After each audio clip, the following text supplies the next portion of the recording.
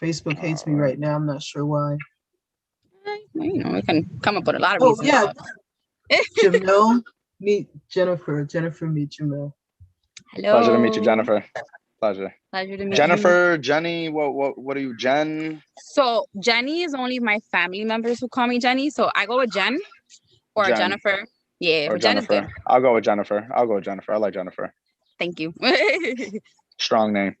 Strong name. I mean, well, it's a name. But I do spell it with one and two S, so that's a little different.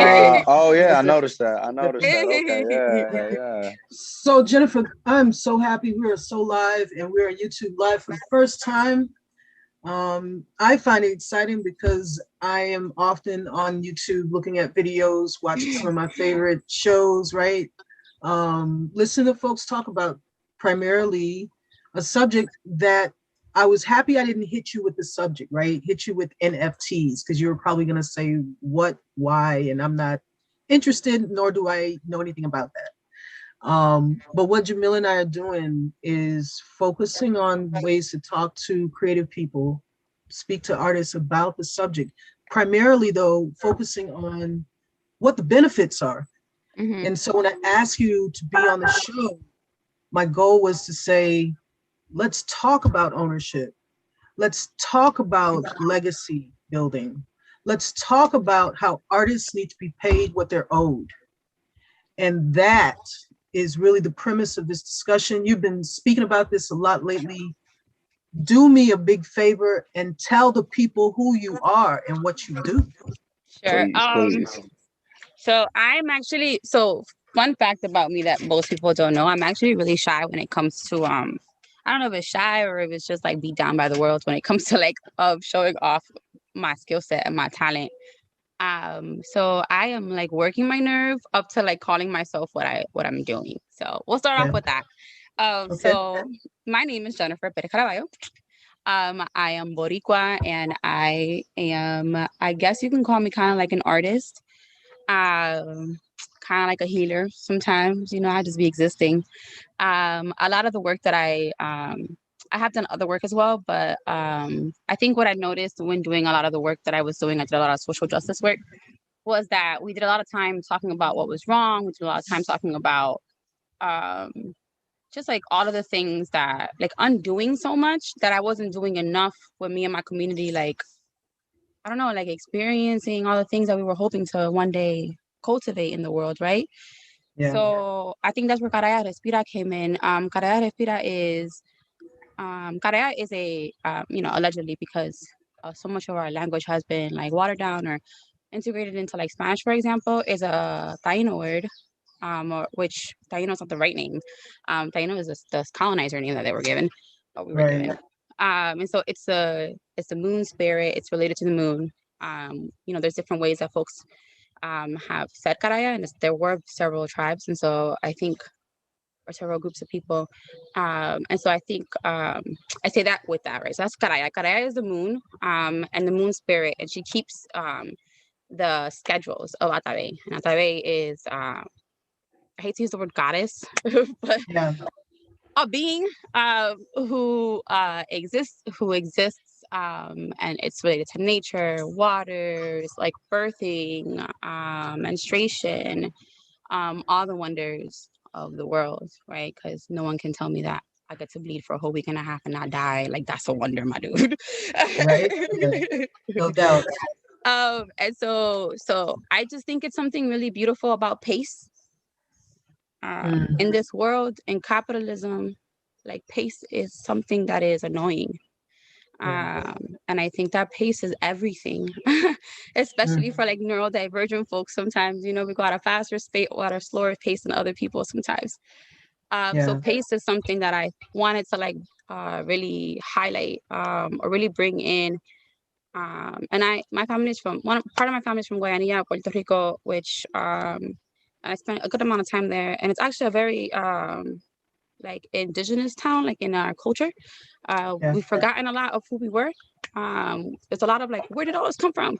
But it's super indigenous. There's a big like Afro-Indigenous community there. We are ain't gonna lie, my family members spoke there, but they held all the cultural stuff, right? And stories that you kind of remember, kind of don't. And so that's kind of where it came from. We've always had a relationship with the moon. We've Yeah. always talked about it. When I would hang out with my cousins, we would talk about Mira la Luna. So that's where she comes in. Now, respira is a Spanish word. Respira is breath. It's just to breathe. And so I think that when I look at my community, what I wish more than anything is the opportunity to breathe, right? To just take a breath and really feel it and let our lungs expand and breathe in all the beauty and exhale all the ugly. And sometimes we're not like really allowed to do that. So that's really where Carayate Espira comes from. And so true to my Taurus rising nature, I did it through jewelry and copper jewelry. Mostly, I'm branching out into other ones. It's just really expensive. Yeah. So fun fact about copper, my great-grandmother on my dad's side, now they're from Barranquita, Puerto Rico, which is a different place.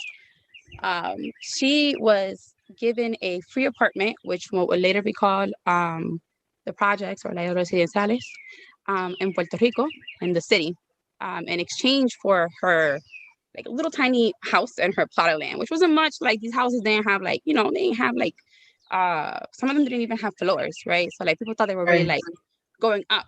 But the reason they did that was because the copper underneath their feet was super valuable and nobody knew that the mountains were littered with copper. And so copper is like not only spiritually significant, but the more I learn about myself and like my where I come from and who came before me, like copper ends up being almost everything in my storyline.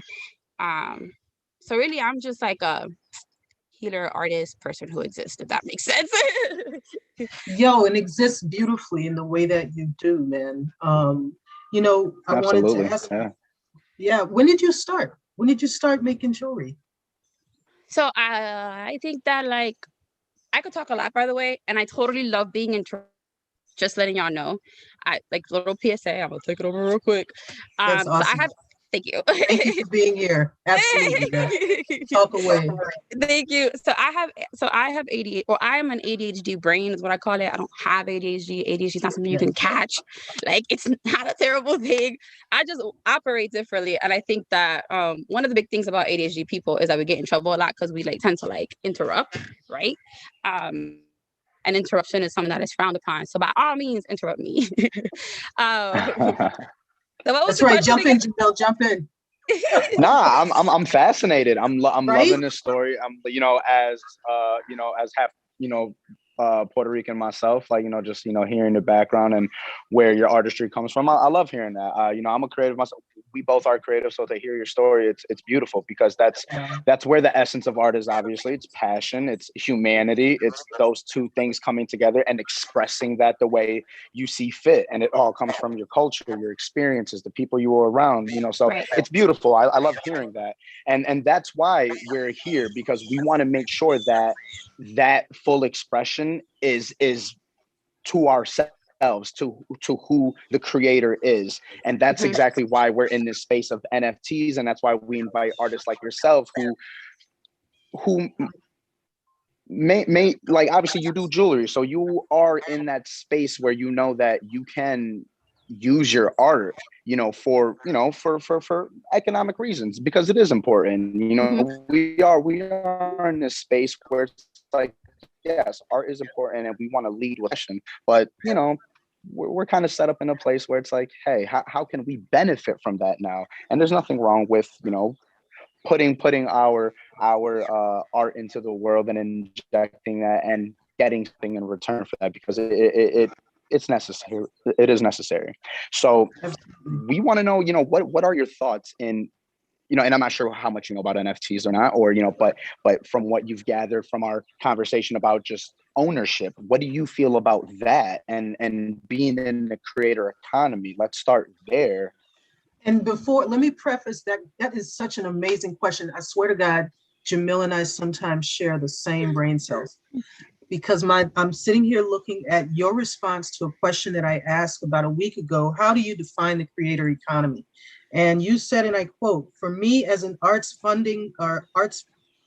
fundraising professional," which I really want to talk about that too, "a creator economy is all about breaking down barriers and bureaucracies so that and this is all Mm. caps.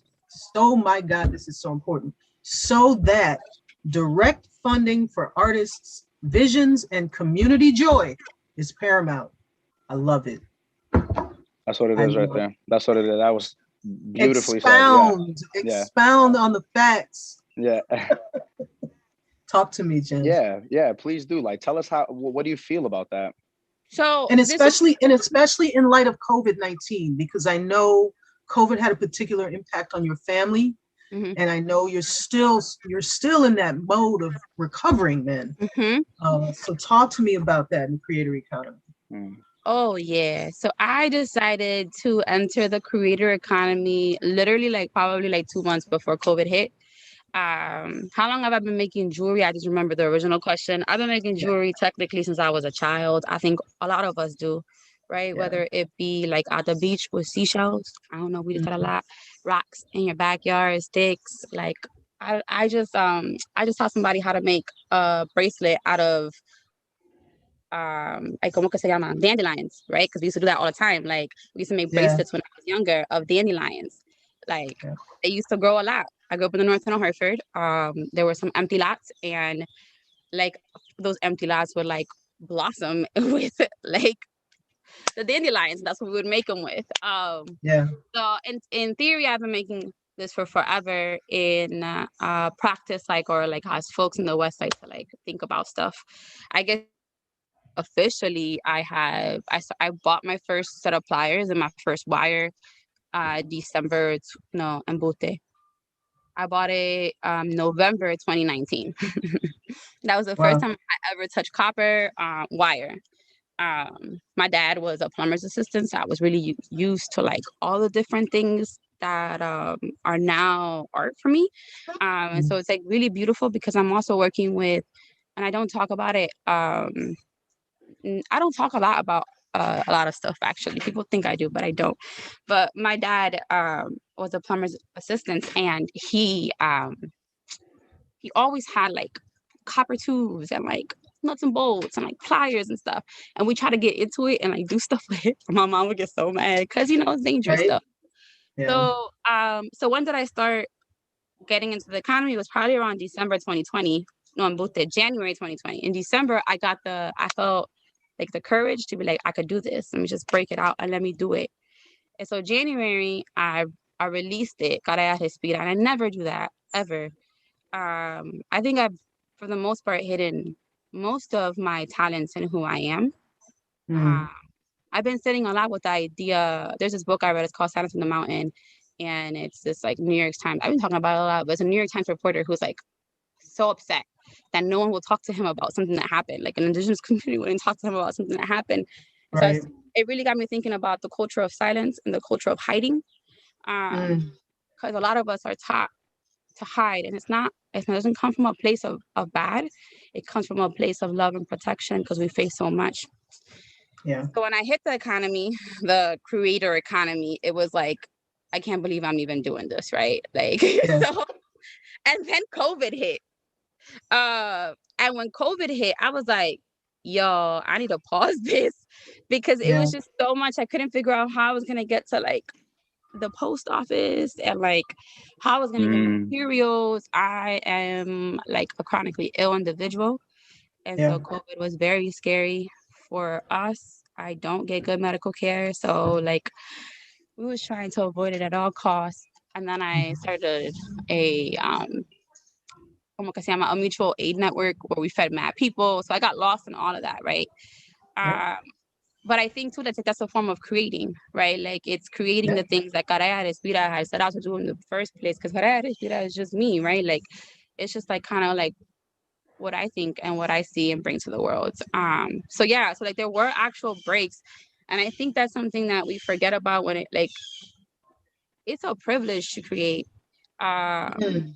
you gotta have fucking Absolutely. space to create, right? So when the pandemic Yeah. hit, like I ain't have no fucking space to create because people were Yeah. just, I mean, I was creating other things, people were hungry, people were sick, Right. people were dying, like people were confused and misinformed, and there was so much more to do.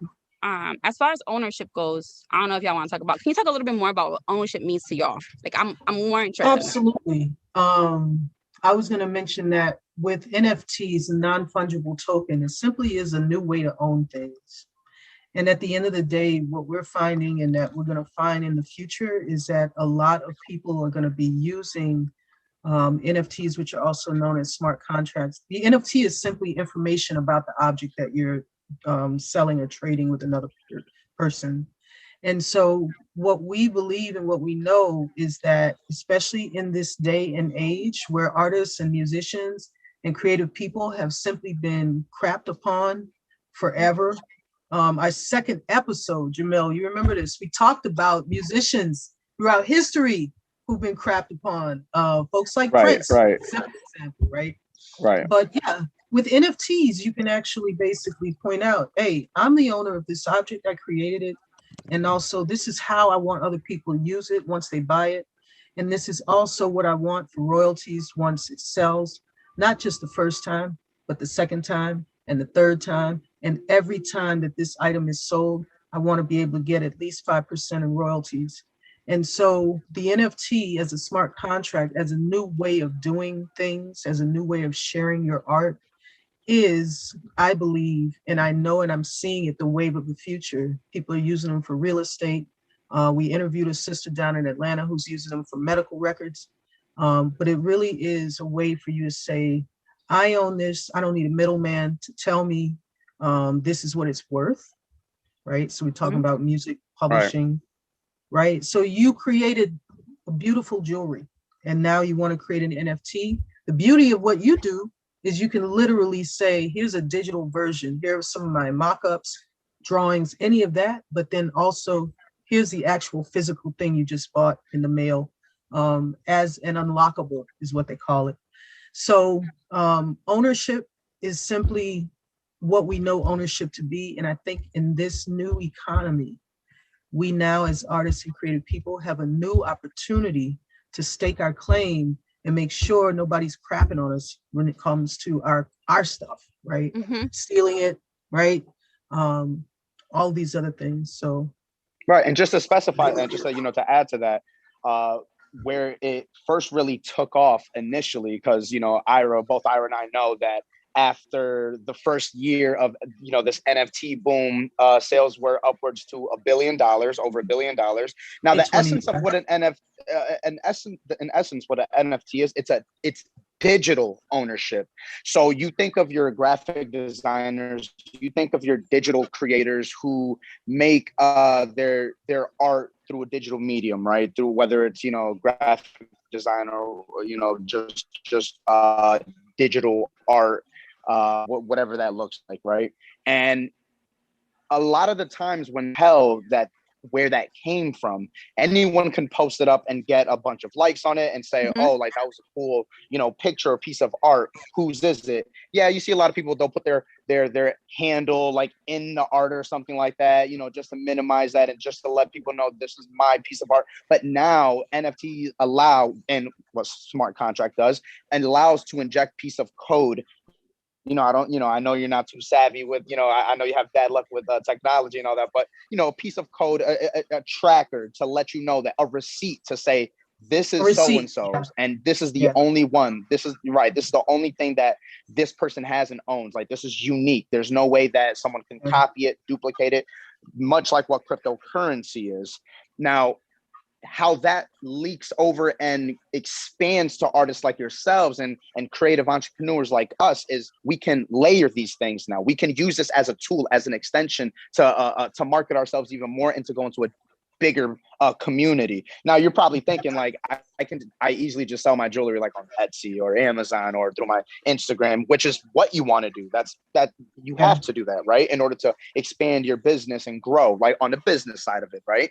But to really dive into the community of creators and collectors and people who actually do appreciate art, like an Etsy does. NFT can expand that, and you can do so much more with that creatively. Is kind of like a strategy that Ira and I are trying to put together for artists to understand the use of this and how they can really grow as an artist. So I was gonna so I'll tell say you. you do you do like, don't you do like single one of one limited editions, all of those sorts of Mm. things too? Yeah, so Yeah. that's So really the world we're in here. There's a Yeah. yeah, I think scarcity model to that, yeah, especially with NFTs. Yep. I think so. There's like so many layers to this conversation, right? On one Absolutely. hand, Absolutely. Absolutely. like I have a lot of thoughts and feelings and ideas around ownership as an idea, Mhm. especially when it comes to like art or artistry. Um, so I'm a facilitator by like that's what I used to do. That's what I still do sometimes. And so basically, I get paid to have conversations with people. Mhm. And so my art was just another form of conversation. And it's another way for people to not trick, but really get people into the conversations, right? Because it's a much more fun way. Yeah. And um, part of that, I talk about that because conversations, you get lost. It gets lost easily who said what, right? And who added what. And I don't Mhm. think that's always a bad thing. Um, and arguably, like I make hoops, right? Like I make hoops are a part of what I make because I've been wearing hoops since I was a kid. All of Mhm. us have been. Like I have, like I have. If I was to make a growing up story of a young Boricua in a city, in an inner city, like all those like stories men like to make about themselves, it would Yeah. it would have a central scene where she talks to her mother and negotiates wearing bigger hoops. Like no lie, it would be a part of it. So I was like, all right, I'm gonna go ahead and make hoops. I don't know who the hell would pay for hoops from me because hoops are like cheap. You can get them for like 50 cents if you know where to get them. Um, but I did it anyways, right? Because it was part of a conversation. But then who owns hoops, right? Like the Nubian, like Mhm. these come from Africa tradition. I think it was the Nubian tradition. Yeah. Both Yeah. men, all peoples, right? Because we keep saying men and women, as men and women have always been a thing that we call people, Right. where all people were Beyond the hoops. binary, right? Right, exactly. All people Yeah. were hoops. And so it's a tradition that has been carried on from there. Now, obviously, Yeah. like, you know, like there's so many nuances that go into that, right? But you have hoops being like recreated over and over again by people who shouldn't, don't buy from them, and then people who should because this is how they grew up, right? Right. And so Mm-hmm. hoops are a part of an artistry that has been co-opted by Mm. capitalism, right? Right. Mm. Right. And has been turned. It has been like both the spiritual significance as well as like the cultural significance, as well as like all of those little stories, right? Like the decades of stories between mothers and daughters, because it's turned into mothers and daughters around like, can I wear bigger hoops or can you buy me some hoops? Can you Right. buy me some gold hoops? How about bamboo hoops, please? Like, you know what Mm-hmm. I mean? Like you Right. first generation explaining to your mother what bamboo earrings are. Like, like Mm-hmm. those are, you lose all of those things in the capitalistic view of hoops and art, right? And jewelry. Right. Right. And so yeah, under ownership is what it is, and I couldn't recreate it. I could never recreate what is rightfully mine, right? And so Right. like Yeah. Yeah. there's that part of the conversation that I'm struggling with. However, the other side to this is that there actually is something that is happening all the time to creators of jewelry, and creators of like spiritual items, and that is that people will steal our pictures. And when they steal, I take beautiful photos of my photos are a love note to the jewelry I just created, right? Yeah. Take Yeah. particular care with the angles and the lighting. You can say, okay.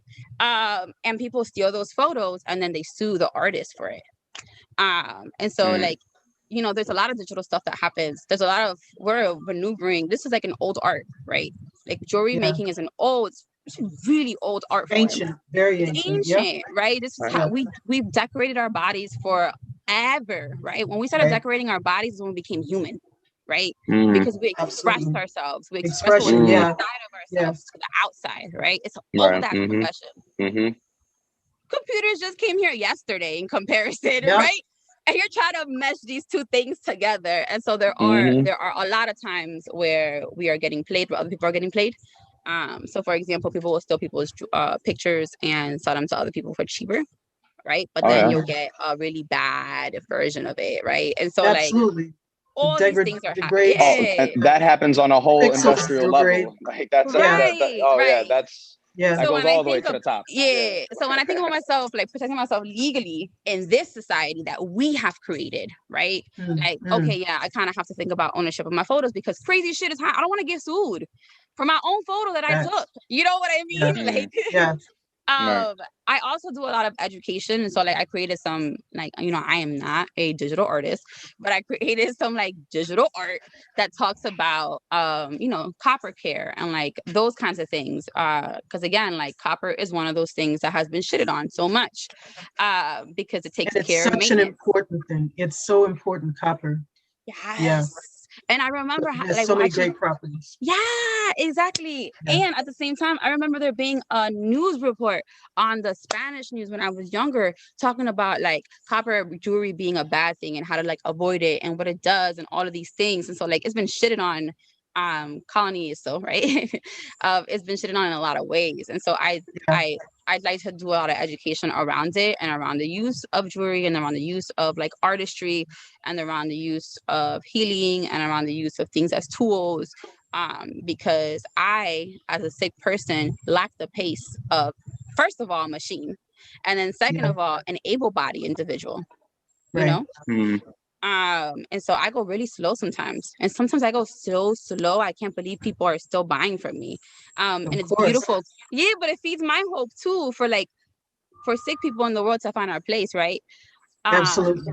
Yes, I I forgot just, where I was. I want to, well, I was going to interrupt you, still to say that we are at our time and Jamil has to go teach young folks Go teach filmmaking. young folks. But how can people find your jewelry? Oh, yeah. So you can find my jewelry on Etsy. www.etsy.com/shop/Karaya, Karay, Karaya, Hey, Respira, Respira.